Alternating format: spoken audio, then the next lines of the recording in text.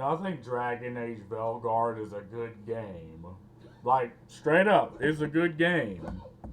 Not because of the gameplay, not because of anything to do with gaming, but because I believe this game has effectively mobilized a demographic of people that, aren't really political. Like, they just want to go home, play their games, see what new games from whatever old IPs they know came out.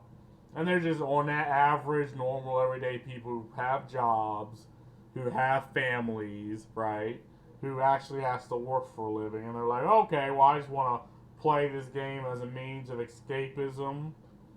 But then Dragon Age Belgard is like, no, you are not allowed to escape this.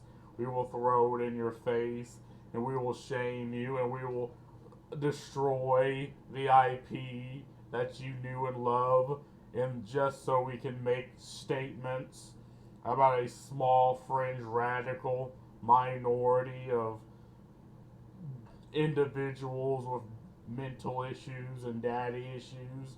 Like, this is what we do. And again, it's not even the message itself, right? Because people can say whatever sure, whatever about that. It's the smugness, it's the narcissism, it's the thinking that they're better than you and more educated than you, and forcing you to effectively hear their rant.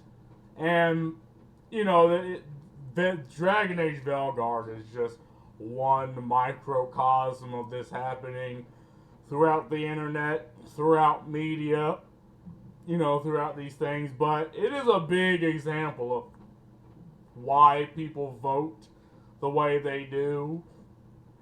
I mean, at the end of the day, this demographic of people, of young men, probably just wanted to vote against you and the bullshit you're throwing out. Not vote for, okay, maybe they'll vote for Trump because, okay, maybe things will get cheaper. Maybe. Probably. Again, it's the big ask, but we don't really know. So, let's give it a watch, right? Because it's like a broken record. We can talk endlessly about Dragon Age Veilguard, but I think the points need to be made. You know what the players love? Censorship, and being told that their opinions are less valuable than that of a moral high-roading journalist. Saying that the discourse around Dragon Age the Veilguard is proof positive that their opinions are more truthful and valid than ours. You would think over the last few years, with the direction that games journalism has been heading in, that they would see an industry that is losing its relevance, that's shrinking, that is consolidating, and has mass layoffs and outlet closures, and people are just not engaging with your platform the same way that they used to anymore because you're not delivering what they're looking for. But instead of seeing any adaptation, any change, or anything like that, we're seeing them point the finger at you and say, you are the problem. The audience is the issue. And even more so, it's YouTubers. Those damn commentary guys, man. Why can't they keep their mouths shut? All they're doing is just poisoning the industry, poisoning the well around these games. And more importantly, they need to be controlled by these platforms because, censorship is great as long as it aligns with my own personal morals. Yeah, and again, most people see this and it's like, okay, anyone on the street would hate this. But you have this odd situation where people just refuse to throw their ideology the fuck out when talking about just normal human beings. It's like, no, they have this ideological crusade they're going on. Therefore, everything they do is justified. Or everything the people that agree with me do is justified. We're not going to critique them. We're not going to shit on them. Even if they're legitimately bad human beings, we're going to leave them alone. But we're going to rage against this this group of individuals, like gamers, like this group that we've shoved these moral labels on and go against them. Like, it's peak daddy issues because it's like, that, okay, these people are just want good games, but you want to inject yourself and your daddy issues and your mental illness upon everybody else and demand they change to fit your sensibility. And that's something that never happened. Like, you cannot shame people into accepting you. It doesn't work that way. The plan failed. The ploy failed. This sanitized approach to game development, reviewing, and video game discourse isn't landing well with audiences. It's not what they're looking for. It's not authentic. And you would think that this is an opportunity to say, oh, everybody's telling me that I'm wrong. Maybe I'm wrong. But instead, they're saying it's you. Yeah, I mean, they go around, they, effectively self-radicalize themselves by surrounding themselves with people that act like them, probably in the same industry, people that look like them, people that share their reviews, people that other game journalist outlets, and they radicalize themselves into believing that they're doing the right thing, they're fighting on the right side of history, and they go after anyone that disagree. And in this case, it's the market, right? The market does not like Dragon Age the Veilguard, and it's like EA BioWare knew they wouldn't, so they tried to copyright strike things off of the internet about, the goofy ass dialogue. They tried to ban discourse anywhere it may be on the websites, and people see this and like, okay, we know what we're doing, you know what you're doing, but for some reason they still have to play this game of make-believe, and it's failing, because I think IGN, they're laying off everybody. I think IGN is in the shitter, and they still blame you, the consumer. They still blame you, the individual who works for a living, right? And make no mistake, IGN, those journalists effectively get paid to play games and to review games. Any fucking gamer loser off the internet would do their job for free. No, they get paid to do them, and in every situation they go against what the consumer wants. I gotta take my dog out, and I ain't editing this out, so get over it. Yeet! No. Okay, I might edit this out. Again, if you think about it, it's just almost like this childish refusal to admit that maybe you're wrong. Well, hell, don't even admit it. Just go back to doing what the fuck you used to do, which is inform people about games and leave the politics and bullshit out of it. But they just refuse to do that. And everyone sees it. They can't hide it. But they act like they need to keep doing it. It is so fucking weird, isn't it? If you think about it. Expected outcome of Dragon Age the Veilguard is starting to take shape, and it's not looking good. Player ratings continue to drop. The game is now sitting at a 72 on Steam with only a 40% player rating on OpenCritic and an abysmal 3.9 on Metacritic. Gamealytics is now estimating that the Veilguard sold between 310 to 930,000 copies, averaging at around 621,000 copies sold. A clear sign that this game did not land well with audiences. While some people enjoy the game, and I'll admit that the game has some redeeming qualities, that might not be enough to be able to turn a profit or meet EA's expectations. What this means for BioWare or the future of Mass Effect 5, it's hard to say. However, it is worth remembering that EA shut down Ascendant Studios after Immortals of Avium flopped, a game with a lot of writing and themes that bear some resemblance to the Veilguard. Immortals only sold 50,000 copies despite its $125 million budget. If EA invested that heavily into Immortals, we can only imagine what they spent on the Veilguard. This could mean layoffs for BioWare are looming unless EA decides to make Mass Effect the studio's final chance. Now, while the media attempted to feign that this game was a success, fake it till you make it, I guess, and their positive spin definitely worked initially, now that the game has had some time to simmer and the players don't seem to like it, they have chose to double down and ignore any sense of self-awareness. Dwayne... Yeah, at first why'd I do that? They tried to censor. Again, they censored anything, any negative comments. They only chose the very select few people that, would shill any BioWare, any fucking AAA game. And okay, I guess it worked for the time being. And they, effectively got away with manipulating people But now that people are actually playing the fucking game, right? Yeah, now they're like, what the fuck is this goofy shit? And I think it's only going to keep going down, right?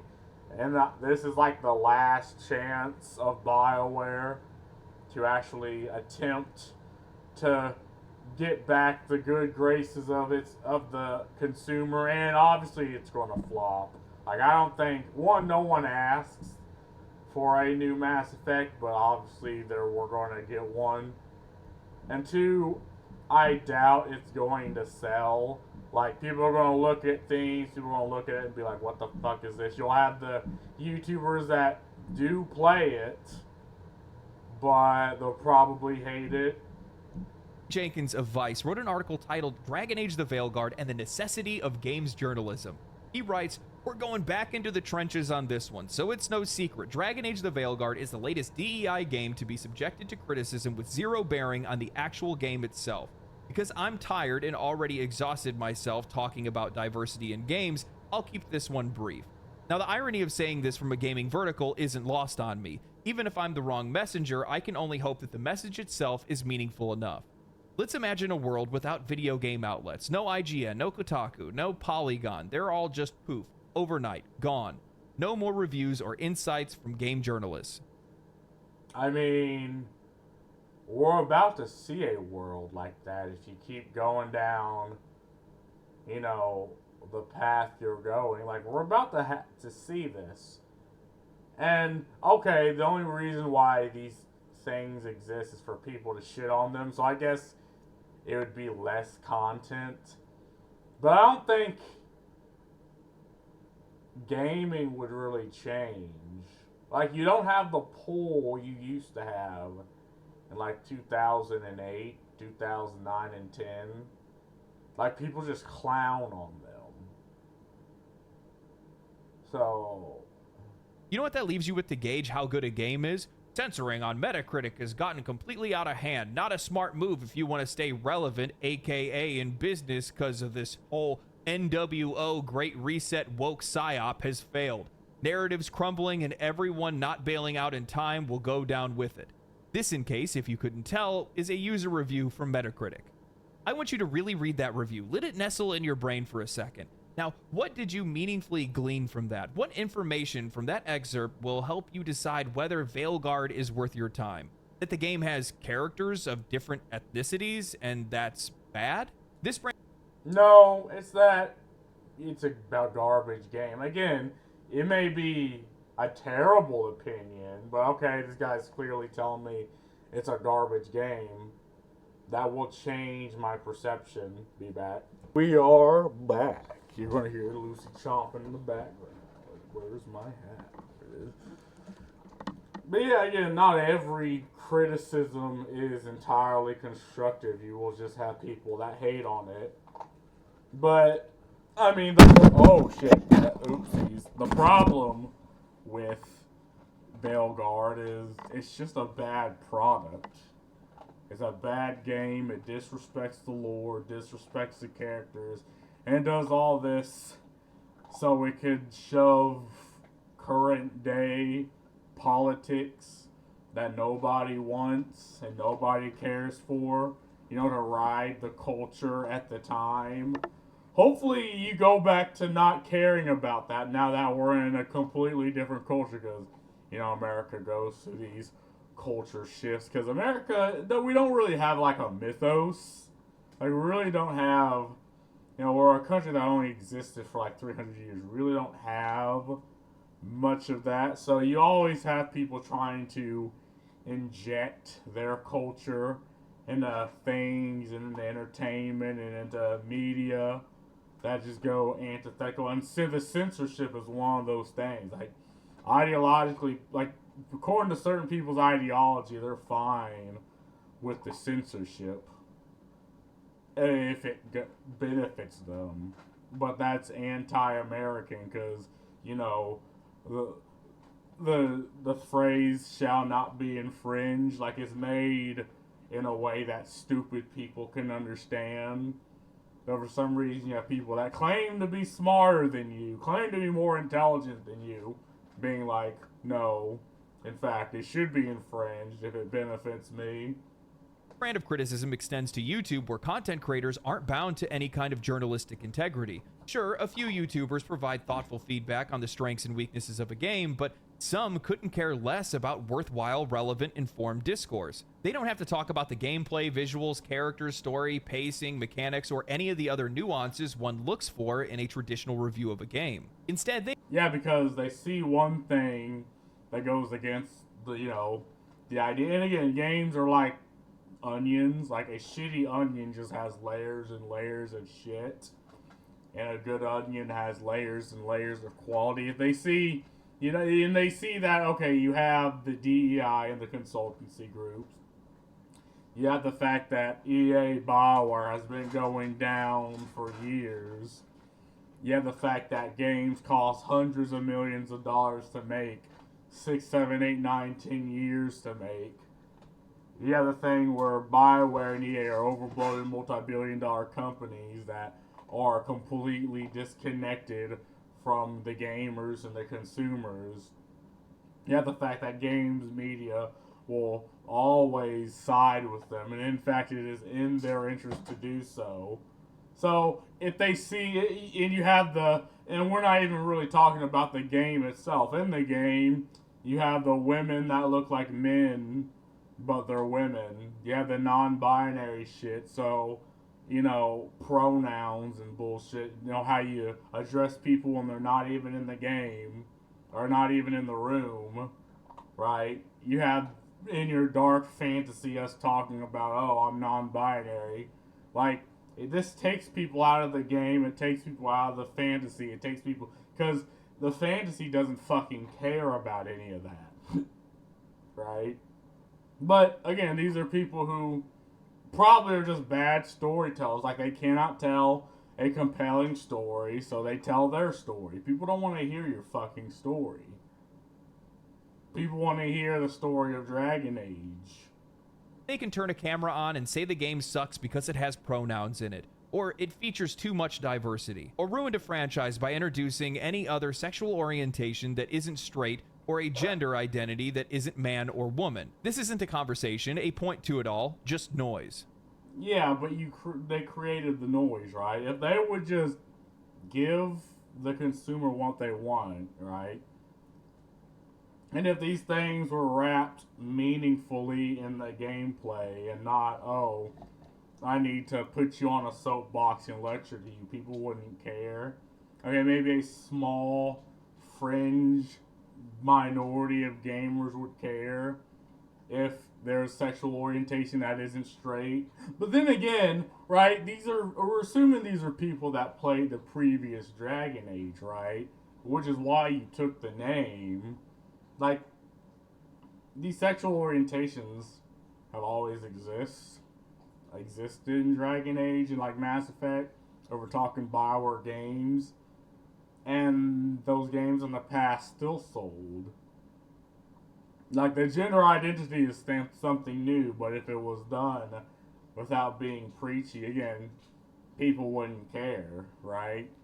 We're talking fucking fantasy. Clearly, you're going to have diversity. You have niggas that aren't even human. Clearly, there's diversity there. But the people who make these, they don't care about any of that. It's funny though, Dragon Age the Veilguard is getting lambasted for its inclusive elements because it apparently isn't a 10 out of 10 experience. Meanwhile, I don't recall Baldur's Gate 3 getting a whole lot of flack. Oh wait, never mind. I guess I just had a momentary mental lapse.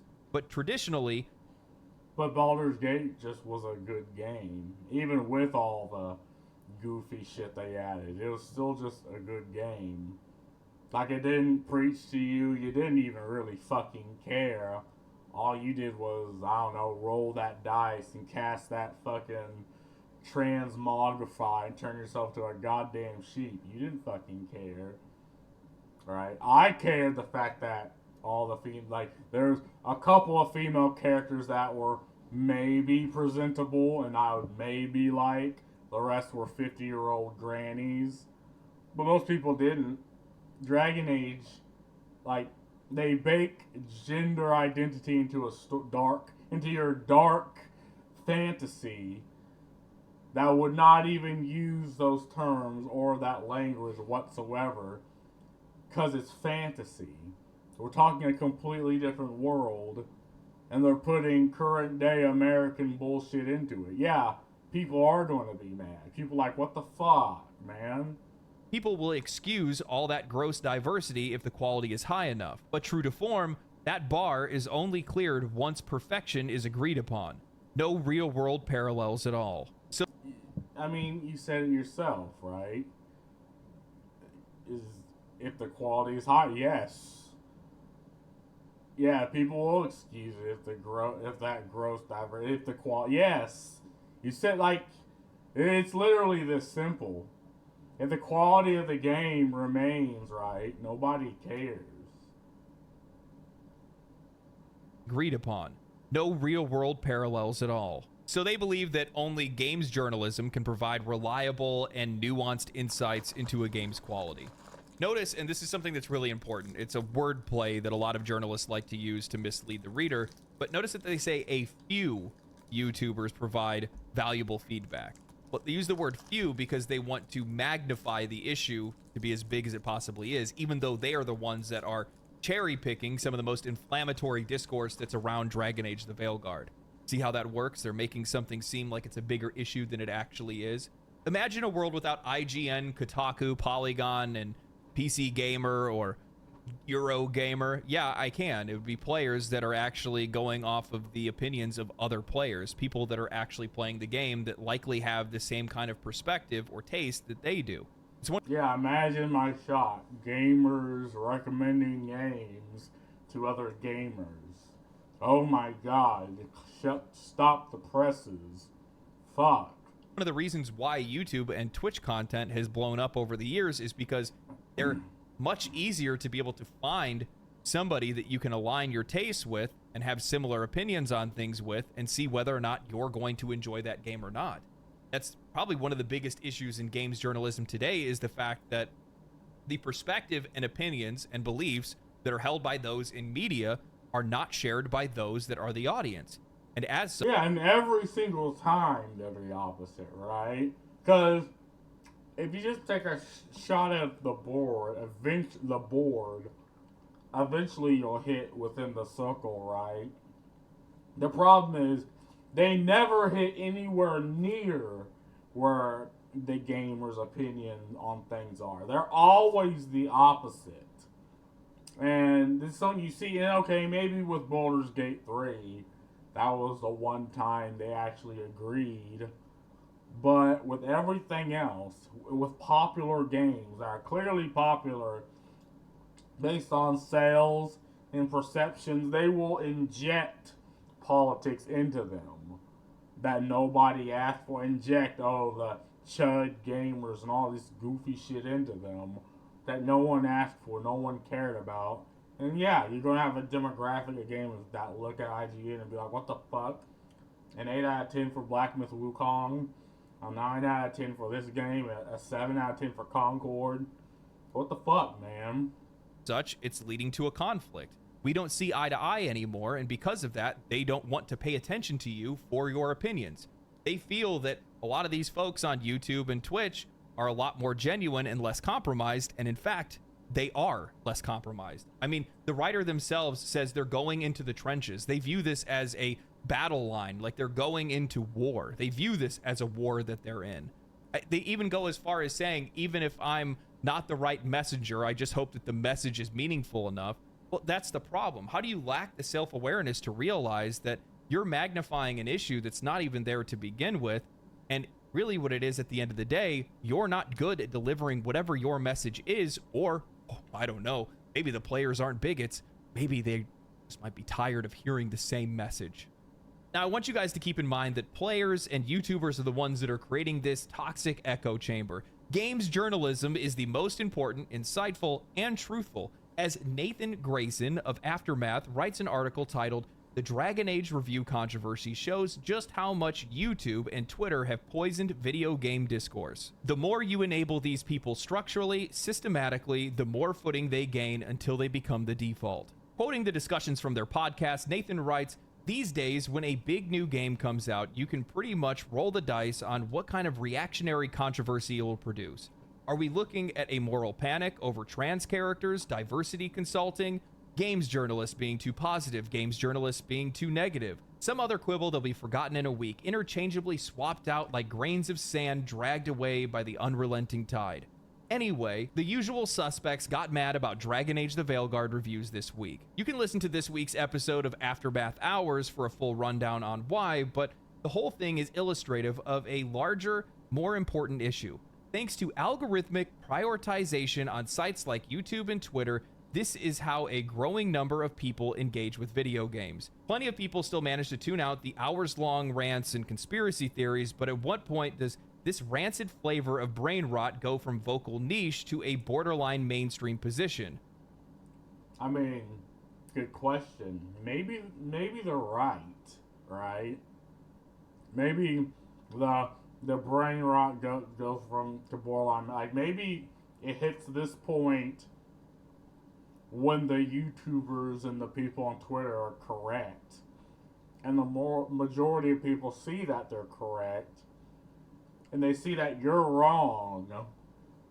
Like, maybe that's when it hits. And what are the long-term consequences of that?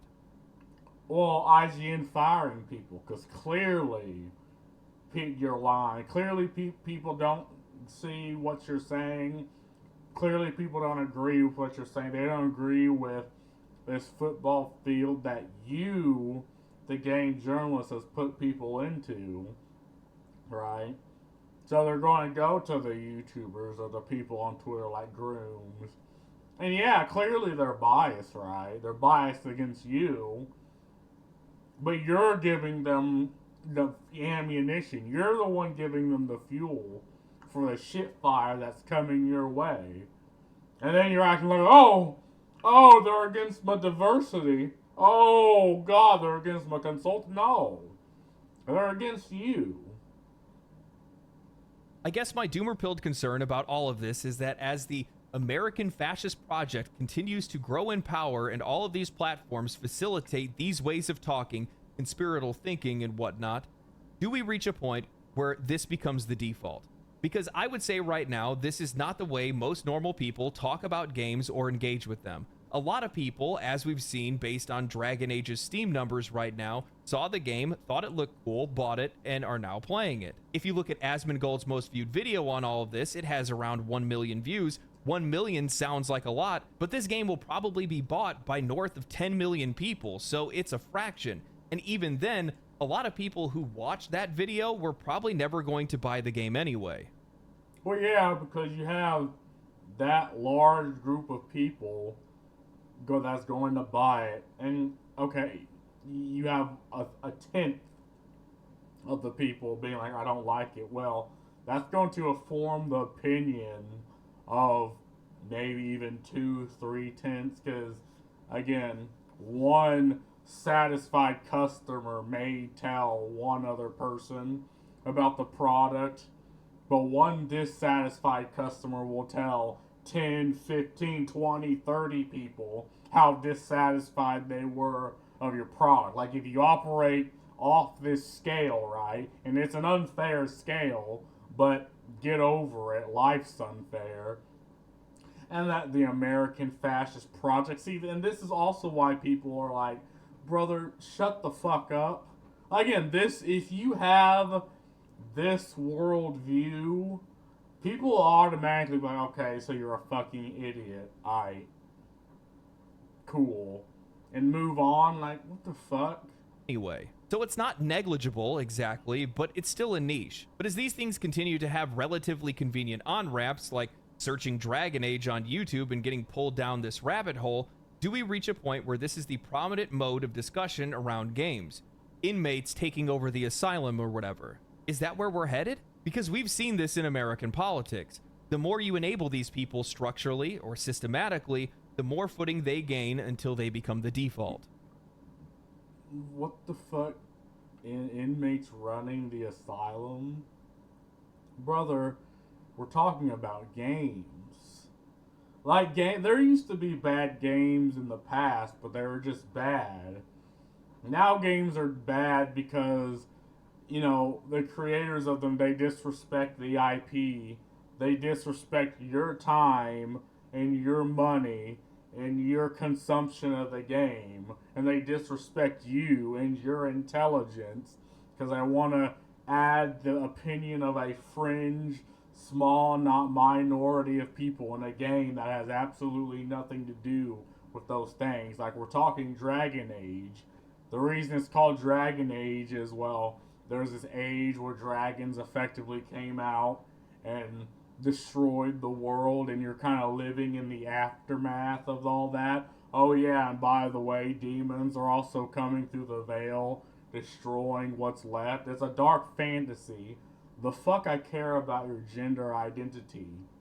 Why I don't care. Again, I'm putting myself in the mindset of the fantasy. Oh, I identify as non-binary. Cool. Pick up that spear and start stabbing that demon, my nigga. Like, and if we're going to view this as an IP, we're going to put our brains and think critically here. But again, you can't even do that because you keep going into real life American politics, this, that, and the other. Like, you can't even judge the game off its fucking merit, but you demand everybody else do it. Get the fuck out of here with that People shit, structurally or systematically, the more footing they gain until they become the default. This one is not drinking the Kool-Aid, they drank the entire cooler.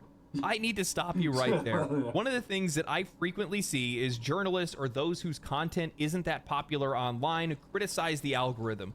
They believe it is a system that is promoting these opinions that they disagree with and ultimately are suppressing their own. That system is an issue, and it's only fascist because it's not promoting their ideas or their opinions. YouTube and content creators in general are supported by their audience, not the algorithm. The algorithm simply feeds you things you might be interested in, and it's up to you to engage with it. If my content, or Asmongold's for that matter, wasn't supported by an audience who resonates with our opinions or our discussions, then it wouldn't be seen. If it wasn't the most popular opinion that was held, then it wouldn't swallow the opposing opinion in the algorithm, and those videos would be served above ours. Content creators and YouTube don't create a bias, they confirm it. Going on to talk about identity politics in games and saying that it's not the normal way people talk about games, well, bud, we're not getting normal games. We're getting divisive games firmly cemented in social and identity politics, and you can't be surprised when those games find themselves in the middle of social political discourse. Yeah, I mean, and the form of the game, right? It has the form of Dragon Age, but very little of the substance. The majority of the substance is like if a bunch of liberal white women got together in a university and started talking about their gender identity. That's the type of feel it has. And nothing against those liberal white women getting together talking about their gender grievances. I don't want to see that in my fucking game. Like, I don't want to pay $70 fucking dollars for that, right? And I can't be the only one who thinks this way. I clearly cannot be that person. It's the very reason that you put something like that into a game in the first place. By its very nature, it is subversive. When they say the more you enable these people structurally or systematically, the more footing they gain by a default, again, the lack of self-awareness when you're saying that your subversive messaging is more important than these people, referencing those who they disagree with. What this actually reads as, we shouldn't platform these people because I disagree with them and my beliefs and opinions are the right ones. You know, from my perspective, all this is the high school nerd that's jealous of the high school quarterback and them being more popular than them. If it was only the other way around, everybody would totally respect me, but they just don't understand. This is literally... The problem is the nerds are now the popular ones, and it's again, these are people who do not play games, right? Or if they do, they play it like in a very, what's the word for it? Like, they don't really engage with the world, the mythos of the IP itself. They view it as, okay, how can we push our social values using this game as a skin suit, right? They probably hate games, they hate gamers, they hate they still think it's childish, but they see it's popular and there's money to be made, and they refuse to work, your regular 9 to 5. So they get into games media, but they still carry that mindset with them. And now they're acting like they're the right ones. You, the consumer, are the wrong ones. It's like I think this is where it's at. And again, the nerds have grown up. They now have jobs. They now have responsibilities. They now have to work for a living, and they play games just to, suck what little free time they have for their hobbies.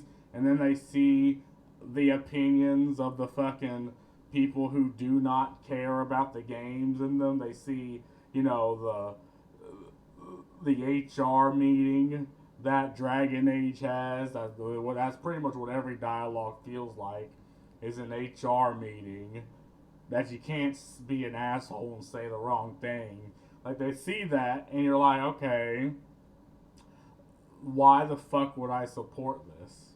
Literally just nothing but bitterness over the fact that people are going elsewhere for their opinions.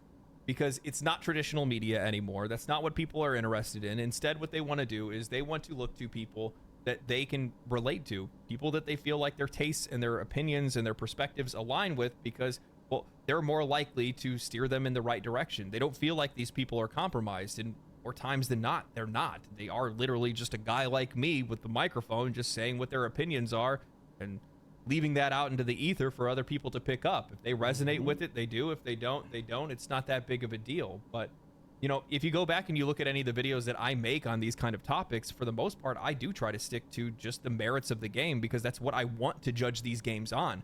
But the problem is, it's games media as well as these games developers that are forcing these themes and different things into their games that are meant for discussion, and that's why they're being discussed. It ends up being a pain point as to why some of these players are not engaging with these games and not wanting to buy them. But the problem that we keep running into is that when we try to have this kind of conversation, well, they just want to cherry pick some of the most outrageous and inflammatory remarks that are out there and use that as a way to minimize any critical discourse around any of these games.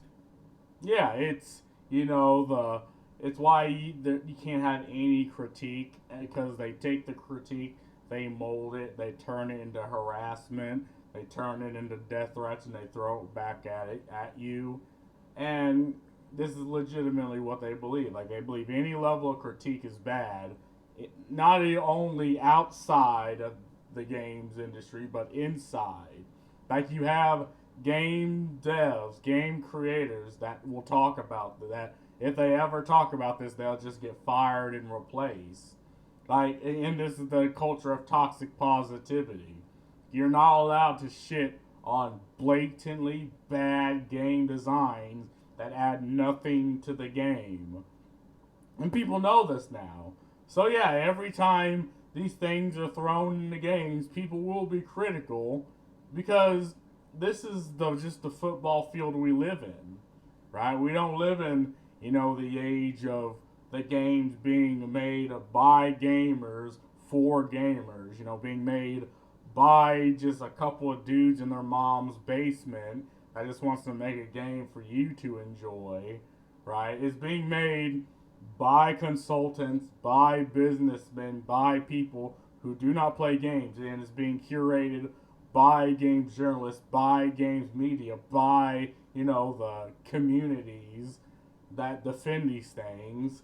And if I'm not mistaken, Dragon Age Veilguard, like, the people of the LGBT community are effectively having a civil war over this, and that has to be my next video, because it is divisive, and it's made in a way to be divisive. Every single time. Literally every single time. The American Fascist Project, and you're calling us the conspiratorial ones. Sorry that the system isn't working in your favor. Maybe it will next time. The idea that a video with 1 million views is somehow not reflective of how an audience received a game is just mind-blowing to me. Especially when you're only looking at one video. If you go and you look at Dragon Age the Veilguard across all of YouTube, you could accumulate probably 100 million views if you wanted to, of people being critical about the game, and you somehow don't think that's reflective of how the audience received the game, what sense does that even make? To even go as far and believe that you think the game sold 10 million or will sell 10 million copies? I can't even. Yeah, again, they self-radicalize into these ideas of thinking that no, we're the majority. The majority of people wants our opinions and they don't want yours. And I think this is what leads to their downfall and them going legitimately crazy because they see that people do not actually think that way. People are like, no, we're turning against you. And again, what IGN is doing is having mass layoffs, and I think other game journalist media is next. Say it out loud. It's too funny. What are you basing that off of? The original estimates we're seeing right now are definitely not 10 million.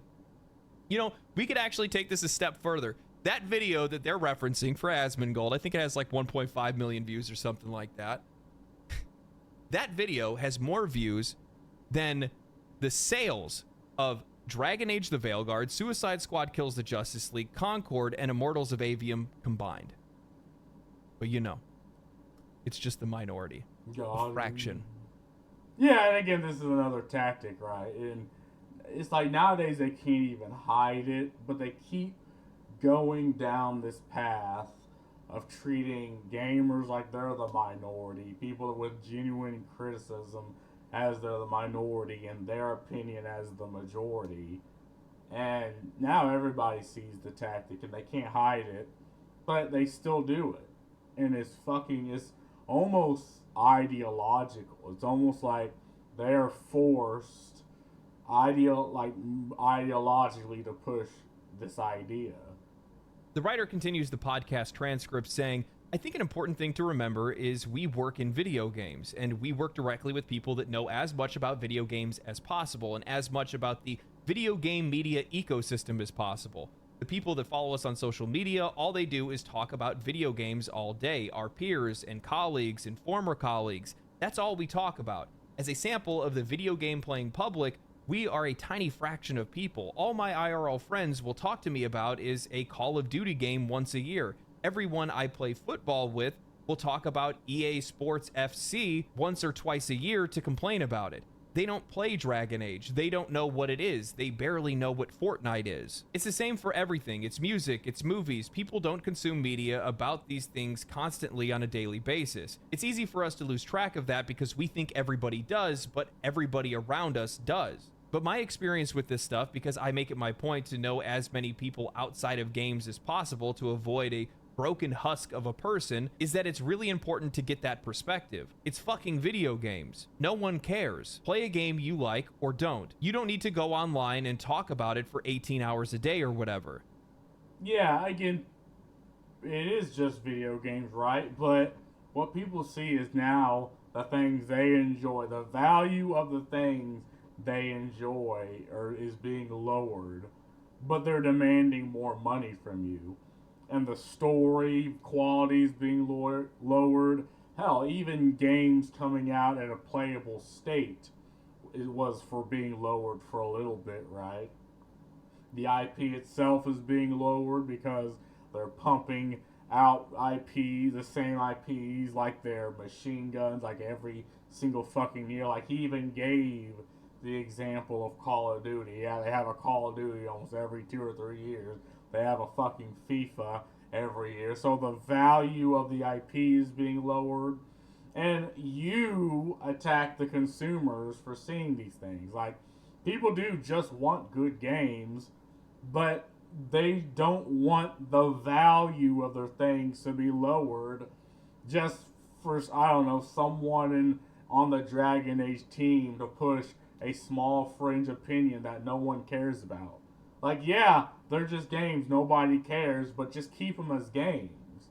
Don't make them, like, don't wear the games people play as, like, this skin suit to push gender ideology. Clearly the consumer doesn't fucking care or want to see that. And you know they don't.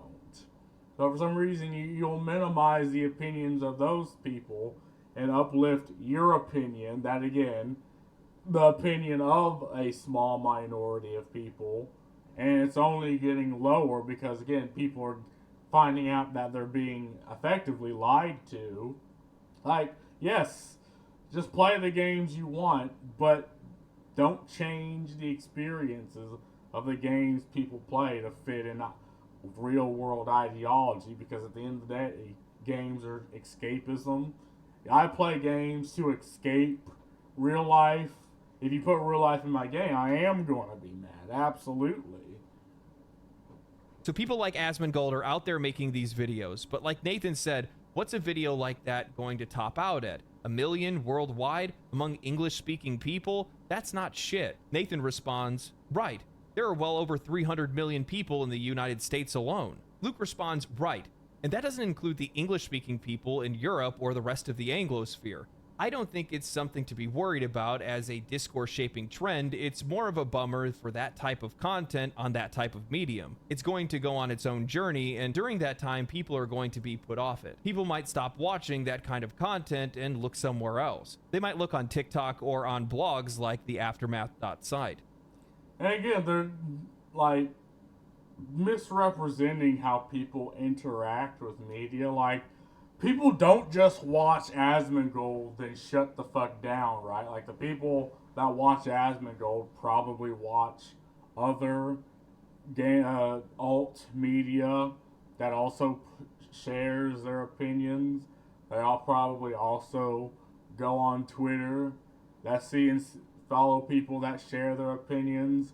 Hey, they probably abduct some of the opinions that Asmongold has, or these other alt media personalities have, and tell them to the people around them and the gaming circles around them, right? Like, and okay, that 1.5 million people may easily become 20 million people that hold this opinion, which then they will tell this to their people. Then it will become like, again, why are you misrepresenting how people interact with media as a games media journalist site? It's so weird. It's not a given that every 13-year-old boy watching an Asmongold video is going to turn into someone who thinks like that. Most people are relatively normal, and there's a point where once people with a certain kind of hateful or twisted or conspiratorial view start to get oxygen and get enabled, their views become increasingly bizarre to a normal person. People aren't so easily brainwashed that they'll just go along with all that. Obviously, the political situation in the United States shows that lots of people can if they're subjected to it long and hard enough. But on a global basis, on a normal person basis, a lot of people will eventually be like, I think this guy's fucking weird. Who cares? It's Dragon Age. Or not everything has to be a conspiracy and a political gesture. I'm more optimistic than other people are with this stuff, but it's more of a YouTube problem than a societal problem. They need to sort that out. Nathan responds, true, but in addition, it's a Twitter problem, it's a Facebook problem. With Asmongold, it's a Twitch problem. It is, to some extent, a TikTok problem. Yeah, okay, so you just disregarded your statement with this, right? And, yeah, okay, you might think the guy's fucking weird, but you might still think he's correct, right? You might say who cares, but it's like, yeah, if I was, then the people play the game and they see that guy's opinion, right? Not everything has to be conspiracy and a political gesture. Yeah, people will say this, then they play the game. Like, I guess you just want more people to buy the game and see for themselves and effectively get scammed, because you're giving them the wrong idea of it. My God, nothing says I'm right like the call for censorship. Believing that these platforms need to handle commentary people like Asmongold, myself, or anyone else. It is disgusting to hear someone want to put the control of freedom of speech into the hands of publicly traded platforms. They have more power than they already need, and you would blindly trust them as long as they are propagating the opinions and messages that you feel comfortable with. And this is all based on the fact that they are conflating criticism with hate or conspiracy. Yeah. The meme that everything is fascist as long as it doesn't agree with me is strong with this one. I am sick and tired of this notion that there is a silent majority that is not talking about or doesn't care about these topics, and they're not engaging with these sort of conversations. That you somehow need to be the person that's talking about these things 18 hours a day to actually care about them. It's nothing more than convenient platitudes, painting a picture that specific voices and concerns don't matter, or that the general public doesn't care about forced messaging or the quality of their products. From my perspective, when people use the term silent majority, it's meant to make you feel like you have no real control, and what you want has no real impact, which couldn't be further from the truth. Oh God, it's so vain. It's so unbelievably vain. Yeah, that's also what people have a problem with, is the fact that they believe they know better than you. They know better than your friends, your family. They're more educated. It's the smugness. They're not only smug and self-centered about it, but they're wrong. And they refuse to admit that they're wrong. And they continue to be smug and condescending about it. And it's like, okay, right? People clearly do care about these things because they vote. You know, they vote with their wallet, and, well, they vote for the political candidates. Yeah, it's like, you know, clearly the majority of people are just normies, but if the normies see these things, like the normies play Dragon Age to experience Dragon Age, not play Dragon Age to experience a fucking TED Talk about opinions and situations that they don't fucking have to deal with. So it's an insult on their time and their money because you demand $70, right? Or, well, $60 now, which, okay, whatever. And the fact that this Dragon Age isn't really Dragon Age anymore. Believing that these games journalists, as well as games insiders, need to be the ones that are shaping the conversation around games, that these uninformed voices, these peasants, more than anything else, get off of me. Don't try to clean my shoe. Ew. God, no. They're the ones, ironically, that are actually interfacing with this media. They're the ones that are interfacing with these products. These games are made for them in the first place. And that's the problem. It's the fact that you believe that you need to be the ones that are shaping the conversation around games. You believe that your ideas, your opinions are more valuable than anyone else's, to the point that you're even calling for censorship. Pathetic is what that is. Pathetic behavior. Yeah, and again, that's just an anti-American sentiment to call for censorship, and it's so odd that people who think of a certain ideology will be like, yes, I want things to be censored, like people should be censored. It's like, if you cannot convince people of that what you're saying is right, then that's a fucking skill issue. Like, maybe you're just bad and terrible, or maybe the people you surround yourself with are bad and garbage. Instead of going after them being like, okay, maybe, you know, you shouldn't impose these things on people who don't care and eventually will be against this because it's lowering the quality of games.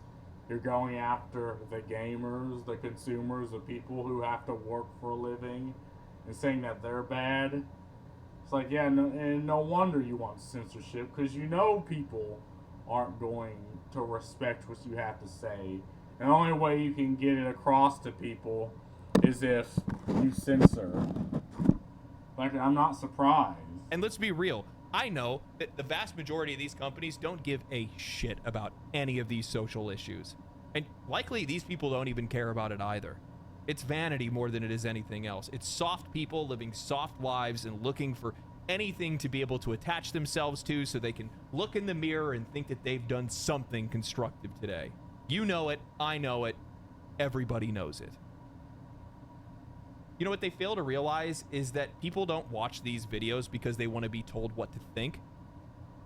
They're watching them because they have their own opinions, their own thoughts, and they're looking to have them either validated or challenged in a meaningful way. A video like this goes out and it resonates with some people and they like it. And if they like it, then it gets viewed and then more people view it and then the cycle continues. What you fail to realize is that the content is serving the audience. The content creators are serving the audience. The platform is serving the audience, not the other way around. And that's one of the reasons why people have gotten so disillusioned with the video game industry, with games media, with different video games that have come out over the last few years, or with the government, or with regular legacy media, or anything like that. It's because they forgot how that dynamic works. The audience, the customer, always comes first. And the minute that you stand up and start to say that voices need to be controlled because you're afraid of what the outcome might be, because you disagree with those positions, because you think that you are the moral authority, that's a problem. And it's no wonder that nobody pays attention to you.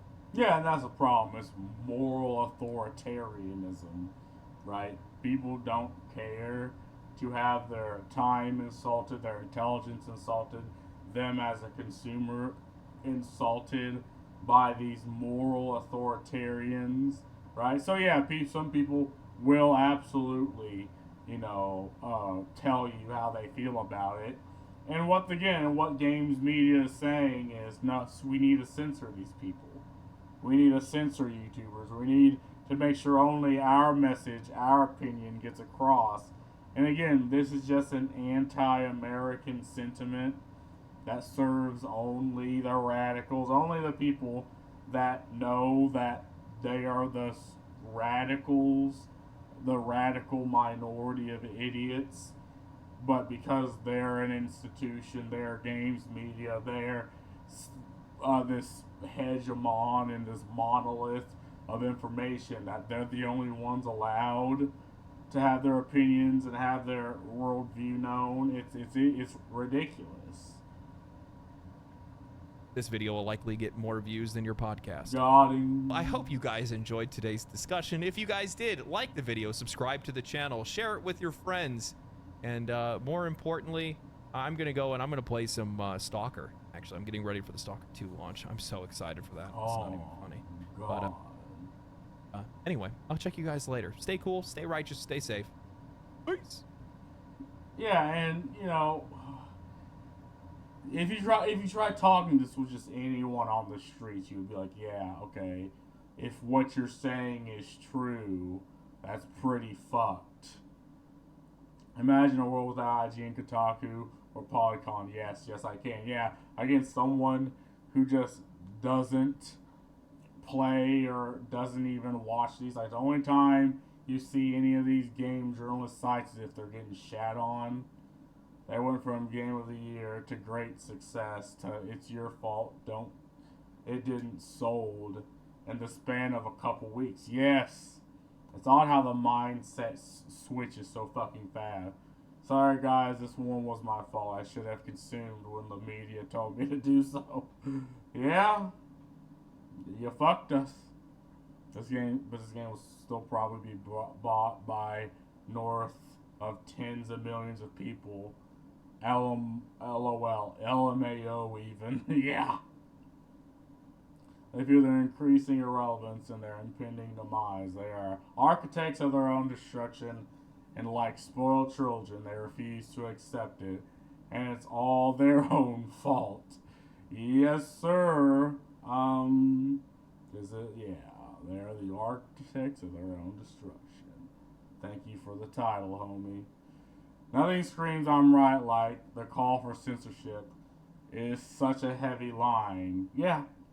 Because, again, everyone understands this, right? This isn't something you gotta explain in harsh detail, but for some reason, ideologically, people will throw logic out the window and how people actually act out the window for censorship, and it's so fucking weird. They can't just accept that the game is bad. They can't acknowledge reality. This is why they have no credibility on God, Big Dan Gaming. They aren't bound by journalistic integrity, and neither are IGN, Kotaku, Polygon, etc. So, no difference. Yeah, again, I don't think, and none of them have integrity, right? It's access journalism. They do this just to get the cushy benefits.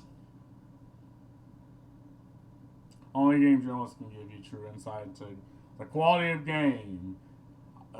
IGN gives Concord a 9. Wait, didn't they gave Concord a 7, but this game a 9. My bad. Okay, my bad. IGN gave Concord a 7. They gave Elgar a 9. Now walks back to a 7. Yeah. Why aren't you eating our shit sandwich? Are you a bigot? Eat it. Well, now I'm going to write an article saying how you're the problem. This is modern journalism. Absolutely. And you get people defend it for some reason. If you think of this just through the basic tribalism, people will, of the ideology, will defend games journalism. This is a novel. The Dragon Age Veilguard is lambasted for its inclusive elements because it apparently isn't a 10 out of 10 experience. Meanwhile, I don't recall Baldur's Gate 3 getting a whole lot of flack for, oh wait, never mind. I guess I had a momentary lapse of judgment, but traditionally people will excuse all the gross diversity if the quality is high enough. Well, yes, because guess what? Most of the gamers are not racist bigots, but simply people that want a good artistic product instead of a mediocre political manifesto. Yeah, that's what the fuck I said. It's like, yeah, people are fine if they don't care if the quality's good enough. Like, why is that surprising? Imagine a world without video game outlets. Oh wow, that's actually pretty nice. Thanks. But hey, I mean, good video, and it's just so weird. Like I think Veilguard is going to be talked about for probably the next couple months, maybe going into the next year, because they can't shut the fuck up about it. Just admit it's a bad product and move on. Like fuck me, man. But that's all I gotta say about this. Peace.